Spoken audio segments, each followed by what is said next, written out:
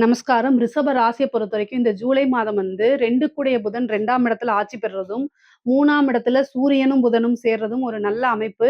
உங்களுடைய ராசி அதிபதி கேதுவோட சேரும்போது தேவையில்லாத பதட்டங்கள், மனபயங்கள், இனம் புரியா கவலைகள், ஏதாவது ஒரு விஷயங்கள் உங்களை போட்டு உழட்டும். நீங்க ஏற்கனவே நல்ல ஒரு தெளிவான பர்சனா இருந்தாலும், குழப்பமான மனநிலைக்கு கொண்டு போய் தள்ளும். அதனால உங்களுடைய ஜென்ம நட்சத்திரத்தன்னைக்கு பிள்ளையார்பட்டி போய் வழிபாடு பண்றது இந்த மாதம் முழுவதுமே நல்ல பொருளாதார சேர்க்கையும், நல்ல மன தெளிவும் கிடைக்கும். மன தைரியமும் உங்களுக்கு கிடைக்கும். பொதுவா அங்க போக முடியல அப்படின்னா, டெய்லியும் கணபதி வழிபாடு, விநாயகர் வழிபாடெல்லாம் பண்ணிக்கிறது ரொம்ப ரொம்ப சிறப்பான ஒரு விஷயம்.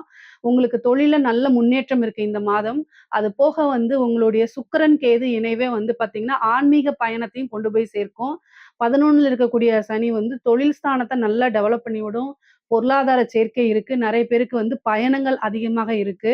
குரு, சூரியன் இணைவு 3ஆம் இடத்துல இருக்கனாலயும், உங்களுடைய ராசியிலேயே செவ்வாய் இருக்கறனாலயும், செவ்வாய் 4ஆம் பார்வையா சுக்கிரன பார்க்கறதுனால, தேவையில்லாத வீண் பிடிவாதங்கள தவிர்க்கிறது. அதே மாரி கோவத்த தவிர்க்கிறது அப்படிங்கிறது உங்களுடைய வளர்ச்சிக்கு ரொம்ப நல்லதுங்க.